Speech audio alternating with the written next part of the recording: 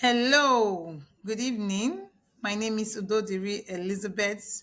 You're welcome to Property Pulse. I am your host for tonight's podcast. We're going to be talking about home hack. And we have with us a special guest speaker who does renovation. His name is Mr. Hamilton Aji Ama. Am I correct? Yes, you're correct. Okay, so I'm going to give our speaker the floor to introduce himself, tell us about him, what he does, maybe his contact information, and you have the floor. Okay, thank you very much. Okay, my name is Hamilton Ajiyama. I am married and I've been blessed with three wonderful children. I am an internationally trained architect and I do commercial construction right now, but I've done residential construction, industrial construction, and now what I do is commercial construction. So that's what I do, and that's what I enjoy doing it. I am a certified project manager, and yeah, that's what I do. So in a nutshell, that's what I am. Wow, thank you. So you do even project management too. Yes, That's nice. I have a PMP. So do you do as a project manager in terms of home development? I actually do. Okay, I started out with residential, Oh, okay. and from residential construction, I went into industrial construction, where we build fertilizer managing, handling plants all over Western Canada. Then from there, I moved into commercial construction, which I've been doing for more than 4 years now. Okay. So I do project management, I do estimating, and I manage construction on site. Okay. Wow. That's a wide range of construction. Yes. Okay. So tonight we're talking about home hack. We need you to educate us based on the questions that has been, written out Okay. from my clients. I had to get the inspiration of those questions so that, I can give it back to them through this video. So we start with our first question tonight. What exactly is house hacking and how does it work? Okay. I'd like to answer that question with a little bit of history. Okay. In 1997, Robert Kiyosaki wrote his book, Rich Dad Poor Dad. And in that book, he said that owning a home, that your private residence was not an asset, but a liability. Because it doesn't put money in your pocket, but rather takes money out of your pocket. So because of that, that's a liability. So he encouraged people to rather buy rental properties. So that through the rental properties, all the expenses that you incur in the private residence, your mortgage, property taxes, insurance, utilities, and all of that, you also pay the same expenses in the rental property. But a rental property also gives you cash flow. So on the one hand, you have the private residence. On the other hand, you have a rental property. So house hacking is coming to the middle, where you own your private residence, and at the same time, you're able to rent out part of your house to generate income. So it's like having the best of both worlds. I live in my private residence, and at the same time, the private residence gives me cash flow. So that's basically what house hacking is all about. How does it work? Okay, it works by, for example, there are different models for house hacking. For most people, what they do is that they buy primary residence. Then they may probably have a basement suite or empty basement. So they decide to renovate the basement, fit it up, then rent the basement out to tenants. So by doing that, they are generating income from the house. So you are paying your bills, but at the same time, you have income coming in, which helps you to stabilize. And people do it for different reasons. For some people, they just want extra cash, but for most people, it's a mortgage help. It helps to reduce their mortgage so that they're not stressed out and all of that, so they can live a balanced life while owning a house that they love. So that's the motivation. But other people, what they do is that they go buy a duplex or a triplex. So you live in one unit and you rent out the other ones. So in some cases, if you have a triplex, the two other units will generate enough income to take care of everything. So they are living in that house free of charge. So that's the beauty of house hacking. Wow. I actually love the way you analyze the question. You talked about you touched basically real estate investment because the investment side of real estate is really, really important. Most people buy a house. Of course, they have their income, Mhm. but banks, lenders, financial institution, they love it when you're going to use part of your home and make like get more money. So Yes, to them, is also going to make your income strong. Which means if I have a tenant with whatever thing I'm making added to what I'm making from my workplace, paying the mortgage is going to be convenient. In fact, those things make lenders want to like, okay, some they go as far as let's say if you're borrowing like 300, they can increase the money to let's say like 400 because you have a particular place you're going to develop for investment. absolutely. Yes. So It's okay, sorry, go ahead. no, it's a no-brainer because financial institutions, what they are all about is making money, and Yes. they also weigh their risks. So when an individual will have an income-generating asset in his property, then it gives them some form of comfort, and it's easy for them to lend money under those circumstances. You just said it. You just said it all. I have a client who I'm working on a mortgage currently. This house hacking actually opened my eyes to realize that bank really love it. When they see that you're going to use your basement for example, your basement for a separate cash flow. So they were going to give her 370. When they heard that basement extra door, for the people living in the basement to come in, they increased the money to almost 500.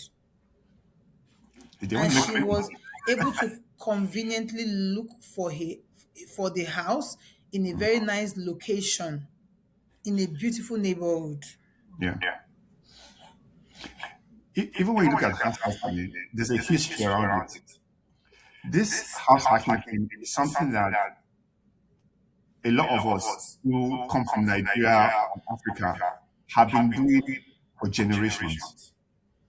If you remember, when you're in Nigeria, you find that a lot of owners they build a fourplex, or we call it a block of 4 flats, a block of 6 flats.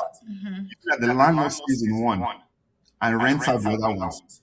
That's house hacking, but we don't call it that.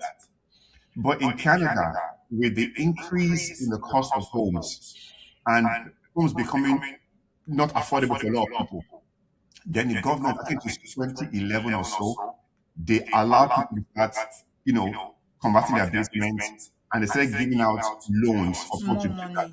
Grandmother's suite and all of that stuff. Is because they know that housing in China right now is too expensive for Yes. people to be able to afford it in their single income. So that's why they start allowing people to build secondary suite to help cover the extra cost, which makes a lot of sense.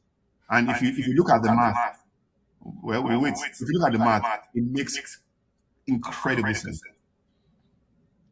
I tell my friend, if you want to buy a house, make sure you have an income generating space in the house, because it doesn't really make sense for somebody to buy a house for $500,000, and if you buy a house for $500,000, your expenditure every month will be about 3,600.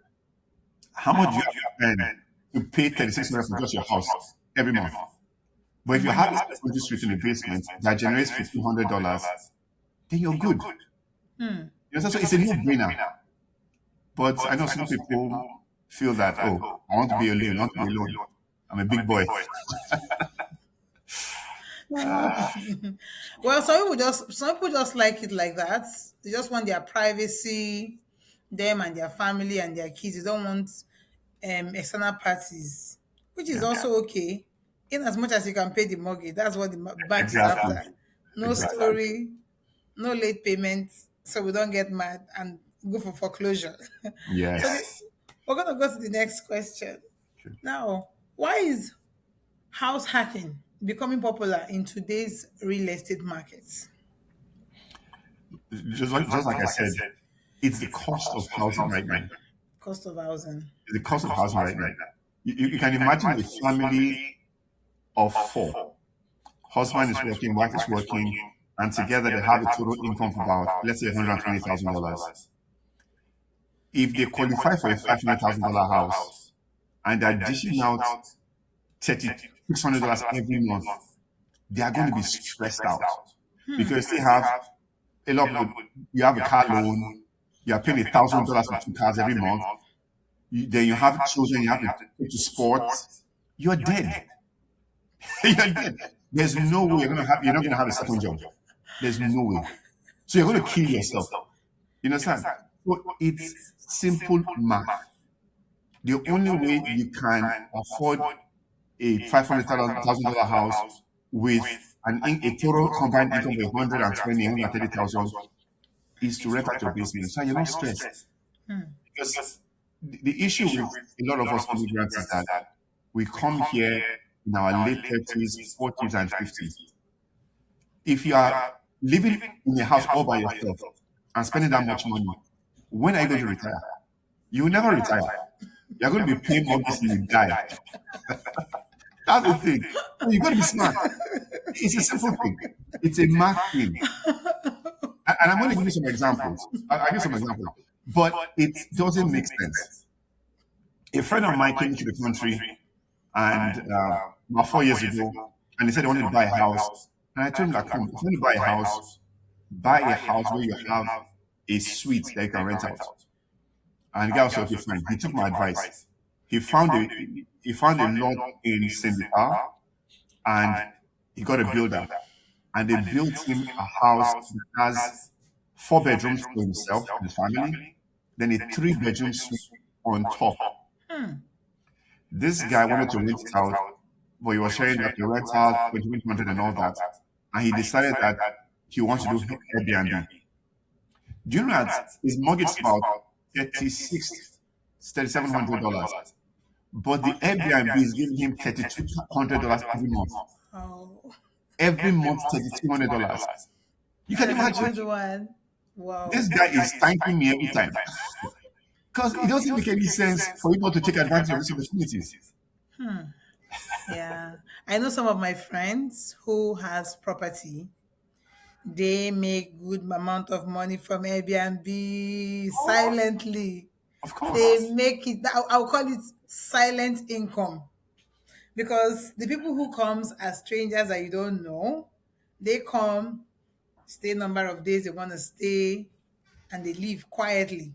And they just wire their money into their account from Airbnb. And guess what? They sign waiver, right?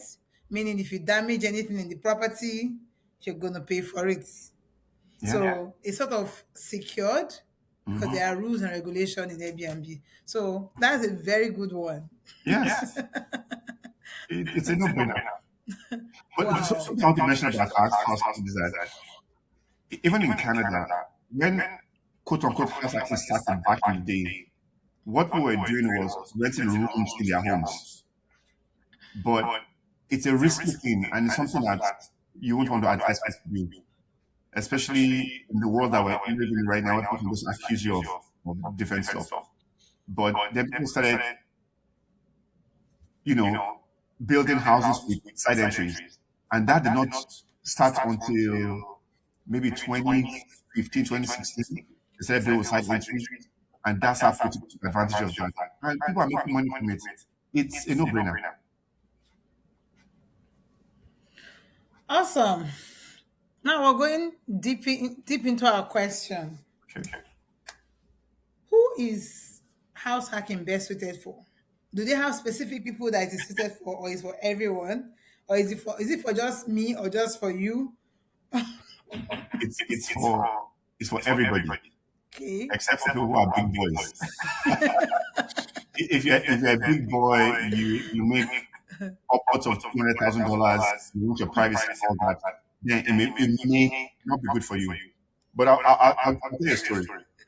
So, do you know that if you own a house, let's say, let me give you a good example, $500,000 house, within, and you rent out the basement, and you get $1,500 as income from the basement.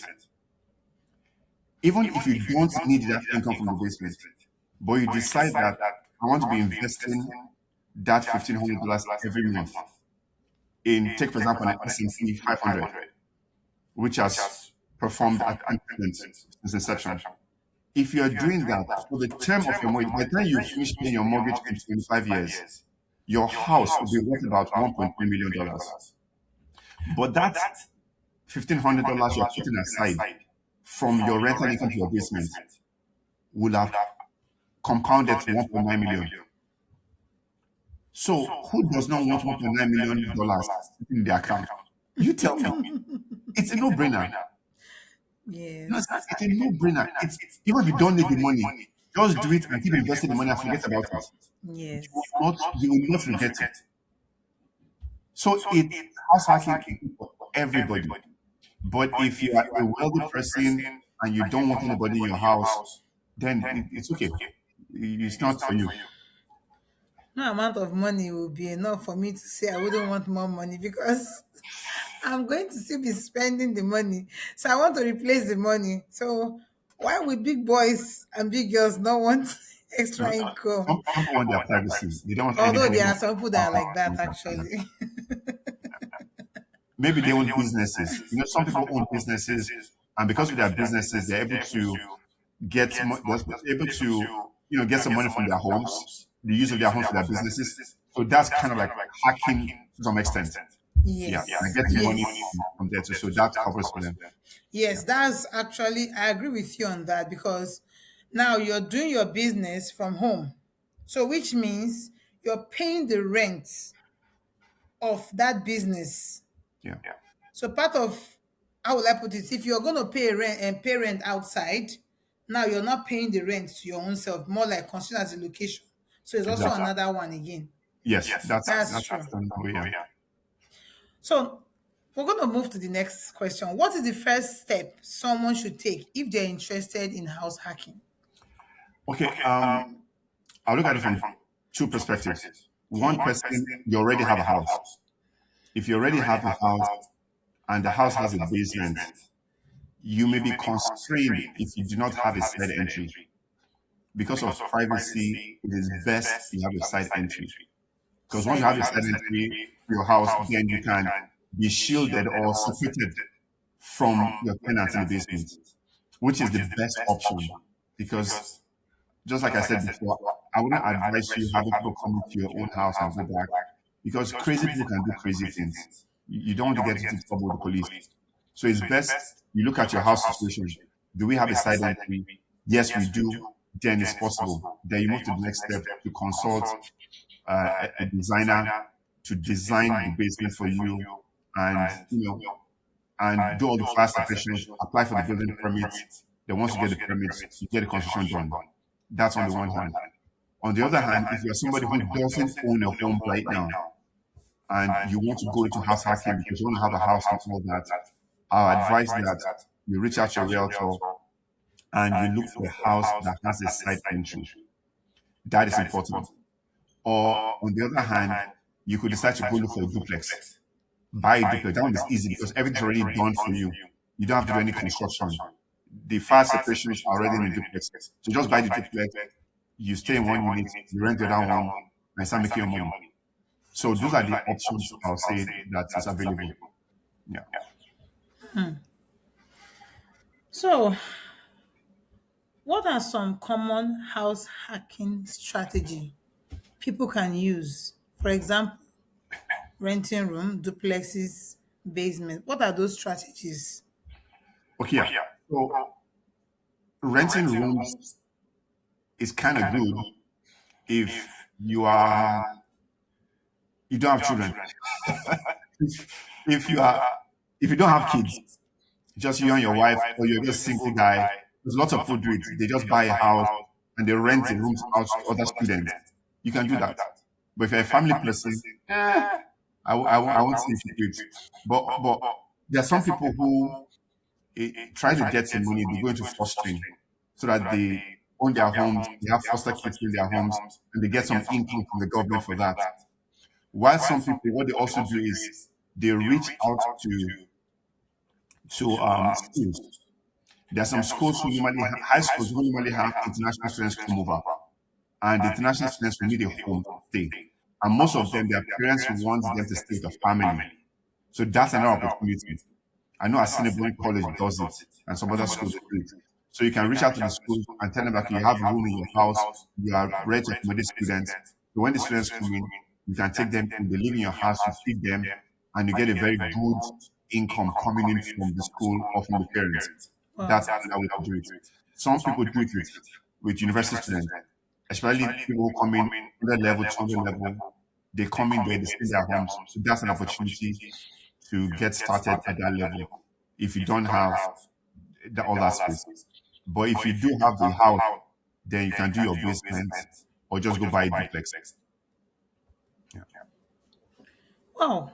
I didn't even know you could actually approach college and talk to them that you have extra room for rent in case student wants to rent or needs to rent a room.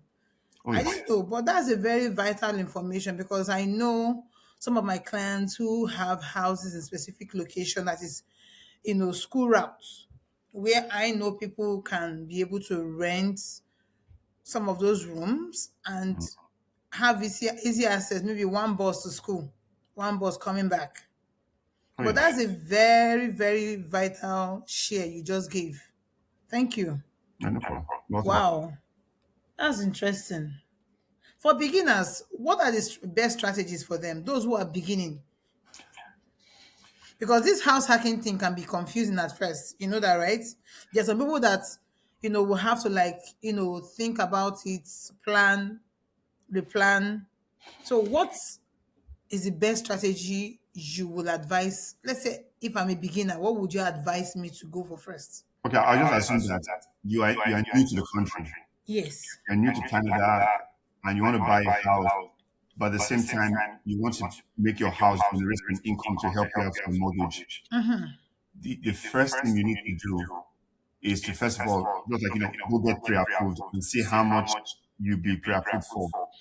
Then, if you want to increase that, you can tell them that this is your plan. This is the plan that you have. You have a plan to rent So out that of means it. you let the mortgage person know the plan Your for their house. So that yes, way the qualification or the pre-approval will increase.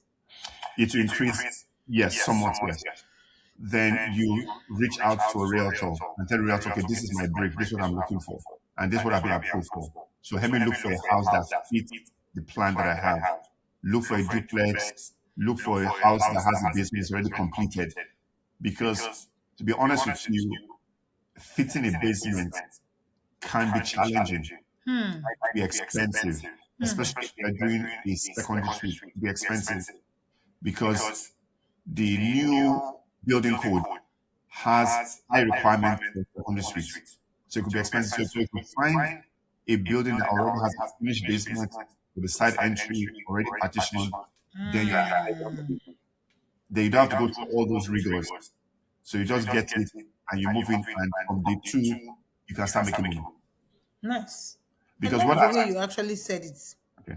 Because I know some homes that have actually gone for showing, even the ones that I was doing like weekend show with Broadview Home. They've already finished the basement. But according to the builder, it came with a lot of permits, meaning they cannot build that basement without the permits. Oh yeah. So the same thing applies to those who are building basement from scratch. And getting those permits can be challenging. Yes. It does come with extra costs, right? Oh, yes, absolutely. So tell us about permits. Okay, fine. That's a very good question you raised now. So when it comes to permits for basements, there are two kinds of permits you get. On the one hand, if all you're doing is just finishing your basement so that your family can use the space, it is called a lower level development permit. That's what it's called, lower level development. But if you want to finish your basement to rent it out or use it for Airbnb, it is called a secondary suite development. For a lower level development, your permit fee is just like $200. Simple.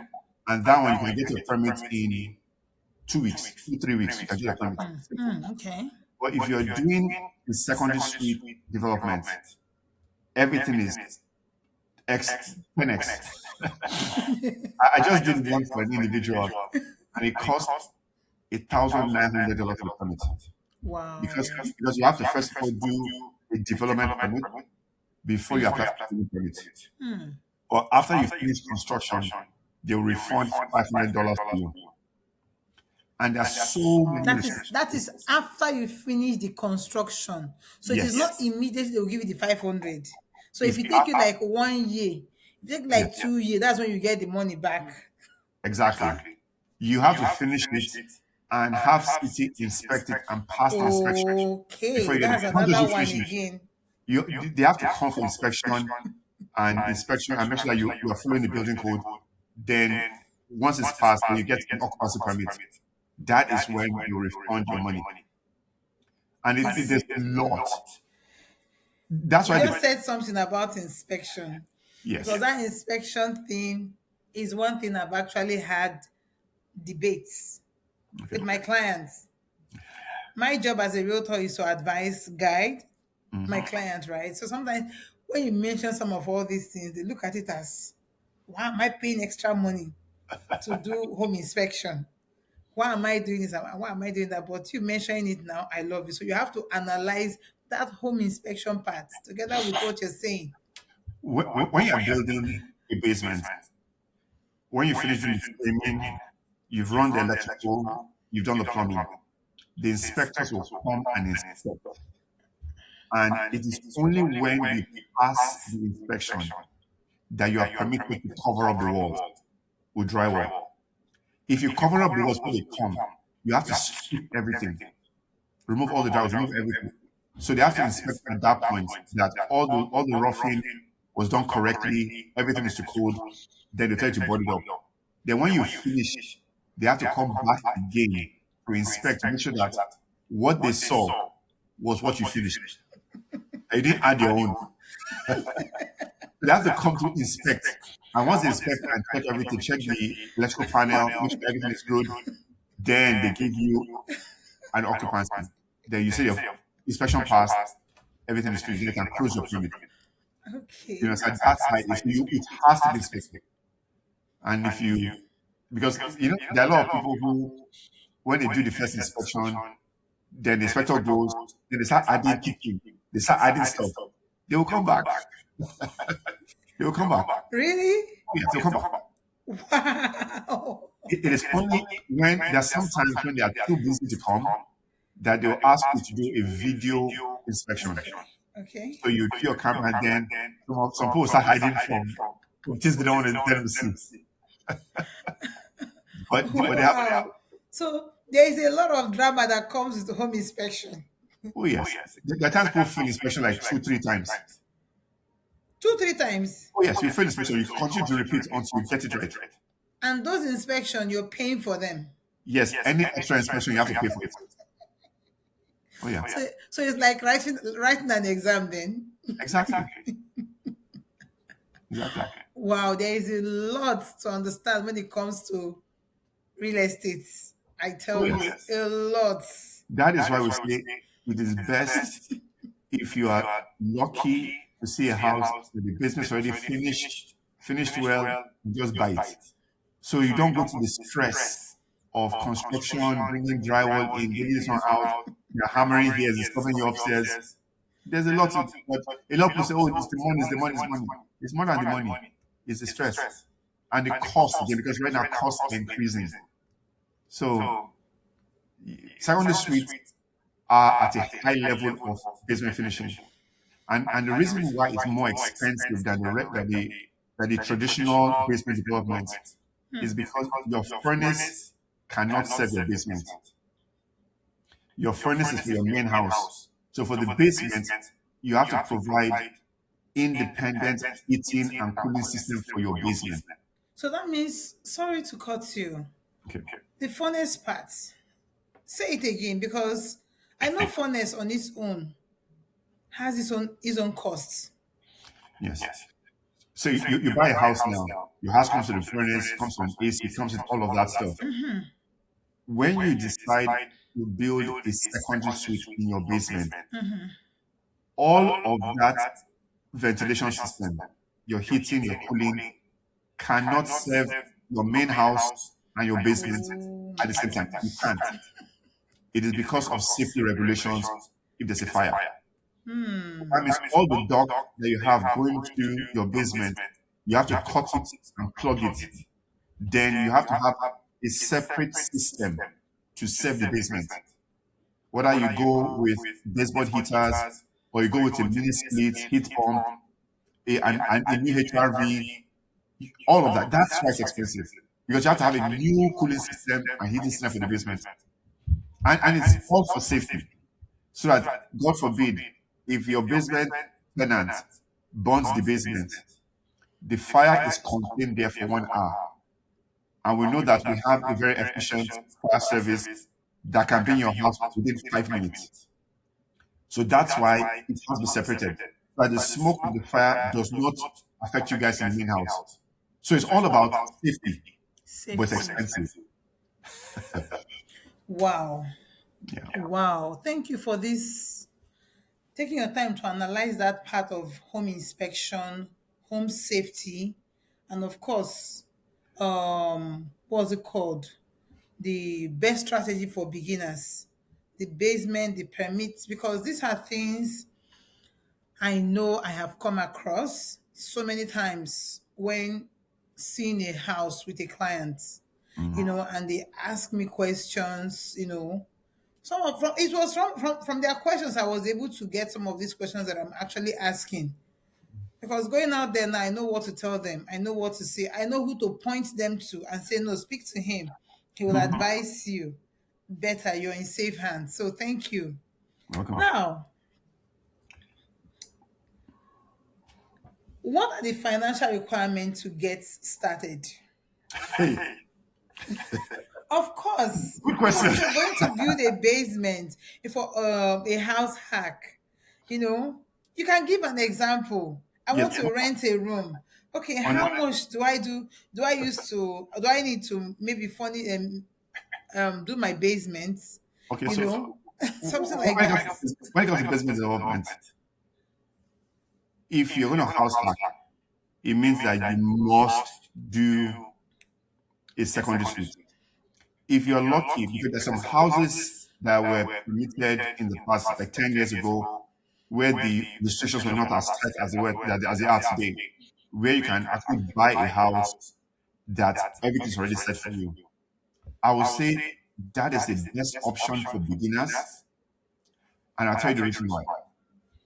Because most homes right now, if you are buying a new home, a home that was built within the last 10 years, you will not get a good house for less than maybe 450,000 or maybe even more than that.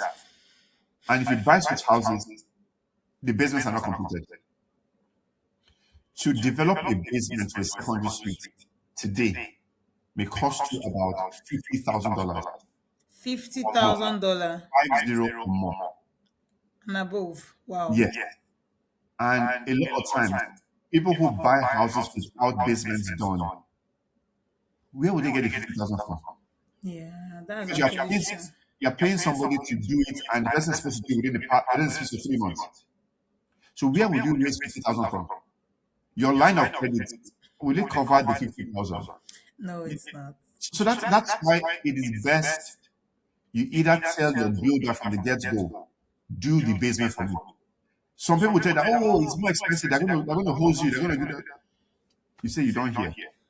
Because sometimes, or a lot of times, I've gone to a lot of homes.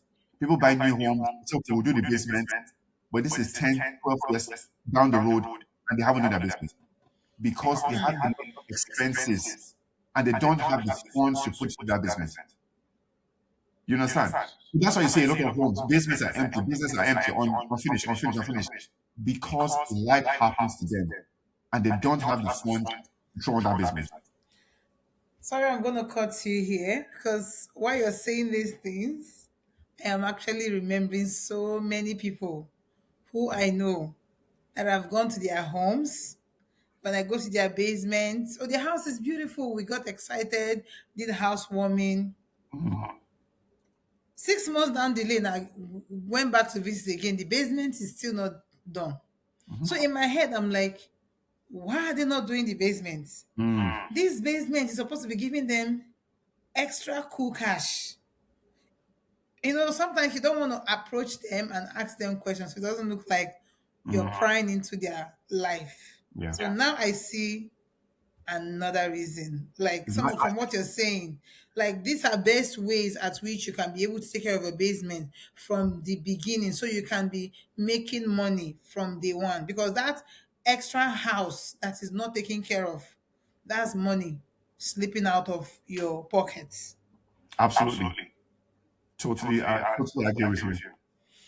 Wow, this make a whole lot of sense. Meaning, it's always very ideal to have a proper plan, get the knowledge, ask good questions, go to people who have the technical know-how. Let them, you have your own plan, but show them your plan and let them look at it. Do you think this plan is good? They can look at it from their own angle and tell you, no, this plan is not bad, but let's do it like this. Because that's what part of what buying a house is all about. Planning it properly. So you're not going to exclude the basement.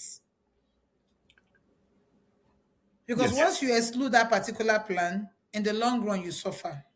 exactly. And one thing I love to fail to understand and fail to calculate is that if I'm buying a house for 500,000 and the builder tells me that we need 50,000 extra to do the basement, by the time you run the numbers, the extra money you pay on your mortgage could be like $40 a month or $50 a month. You understand? Because that 50,000 is spread for 25 years. So it's not it's not a huge sum. It could be $50, $75 every month, but it helps you to generate 1,500 or more every month. And you're not going to the stress of, arguing with workers, opening home for people to come in to come and start doing some work, and all the other stress. You're not open to all of those things. You just get the house, and as soon as you get the house, you advertise the basement on Airbnb, and you're in business. So the extra money you pay is worth it at the end of the day. It is worth it. I have a friend right now who is buying a house and he's stretching himself. They are really stretching themselves. And I asked them, come, what about the basement? They're like, no, no, no, we don't have money for business. We don't have money for the business. And I'm like, you don't have money for the business? Man, how you guys raise the funds required to pay for the house, pay the mortgage and all that? If you had that extra, it would have been very helpful. You understand? But a lot of times, people don't listen to advice because they're thinking of the big amount. Oh, I'm getting 550,000 house. I'm going to faint. But at the end of the day, it benefits you. You made a solid point. People don't take advice Oh, yeah. because it looks like, why is he coming to tell me how to do my stuff? This is my house. I should have the say. Nobody is dragging your house for you. Nobody is saying this is not your home. Nobody is coming to take money from your pocket. We are only trying to help you to see that you don't waste that extra space and you make more money. in your pocket. Imagine living in a house for 30 years, 20 years, 10 years, and the basement is not done. Do you know how much you are losing when you do the financial breakdown? Oh yeah. That's huge amount of money that would have Absolutely. gone into the mortgage or even into your kids' accounts. Mm-hmm. Save up for their RESP. Yes. True. This is really, really interesting because this is the major place where we get to start analyzing certain things, and we get lots of questions as realtors. And I try to tell them, look, I'm not a builder. My own job as a realtor is to search for the house based on what the mortgage person has given to me Mm. and based on what you have also told me. You understand? So if I chip in one or two, I'm not chipping it in because I want to control you or tell you what to do. No, I'm chipping it in because I have actually looked at the whole thing from a professional angle and from your own benefit. Because one of the rules in real estate is always look out for your clients. Because once they sign that document or those documents, it's for 30 years, Oh 25 yeah. years. Mm-hmm. Some things cannot be reversed. If you want to do it, it's going to cost you. Absolutely. So thank you for telling us that. Welcome. I know we're going to have part B of this, part two of this house hacking because we still have lots of questions. So we're going to take one more. Okay. Then you can now give us your final take, and then we'll come back again because this is really, really interesting. You're actually touching people's life where it actually pinches them the most. So many people are going through a lot because they did not make a proper plan when they bought their house. Mm. And at the end of the day, what happens? Money is just going off their pockets. Yeah. So, how does house hacking help to reduce or eliminate housing costs? Yeah. I just give an example. Yes. Example that from the mind. Honestly speaking, if he had not built that extra suite and is getting 3,200 from Airbnb, he'd have been stressed out. Stressed out. So when you house hack, I believe there are two ways to it. If you and your spouse have enough money to pay all the bills, then you can have that extra income and invest it for your retirement. Because the honest thing is that there are a lot of us who are coming to this country from all parts of the world. And we came in here at 40 or 50. We bought a house that we're going to be paying mortgage for till we're 75. And because of the expense, our housing expense, that's where all the money is going to. We're spending all that money for the house and spending some few money spent for other things. And there's nothing else except one small money you are paying in your RRSP. So it helps you to reduce your home expense. That's one way it helps you. On the other hand, if you decide that our funds are able to pay everything, then you can take that fund and invest it for retirement. So either way you look at it, it is so beneficial to every individual, especially immigrants who come into this country when they are old. You understand? You don't want to be paying a mortgage at 75. You don't want to finish paying your mortgage at 75 and you have zero or maybe there's $50,000 in your RRSP. How will you survive? That means you have to sell your house. Sell your house, move into an apartment, then use the fund to be feeding yourself. But if you want to keep living in that house, then you can invest all the money. And you have 1.9 million or some millions in your account. So it's a no-brainer, especially for immigrants. You have to house house. Thank you so much for all that you have shared with us tonight. So we're going to be wrapping up today's podcast. So what is your final take? My final take is my people house hack. There are so many benefits because You want to travel, you want to live a quality life. A lot of us left our countries, came to Canada, not just to work and die. We want to live a quality life. So even if that extra income you're getting is helping you to travel, go on a vacation once a year, it is something. You can't just be working and working and working and working and paying a mortgage and paying. You can't live like that. You have to have extra income coming out of your house so that you can, be in a position to do good things for your family, save money for retirement, and reduce your expenses. So it's something that I believe everybody who is able should take advantage of. Okay, so how do we reach you if we want to reach you to talk to you about house hacking? Because I know Honestly, I know people will watch this video and they want to connect with you. I'm a very simple guy, and I'm mostly on WhatsApp. Okay. I'm mostly on WhatsApp, Okay. and my WhatsApp number is 204 583 2143. You can reach me on WhatsApp. Thank I you like so I like much. things simple. Thank you so much for joining us tonight and sharing all that you have, your knowledge in terms of house hacking. We're still going to have a second part of this. So we want you to come back. I hope you don't mind you coming back again to talk about the rest of the questions that we I don't have mind. for tonight. It's a pleasure. It's a pleasure to be here. So now we've come to the end of today's podcast house hack. We see you some other time. I remain your hosts, udodiri Elizabeth Anyiaka. Bye. Bye.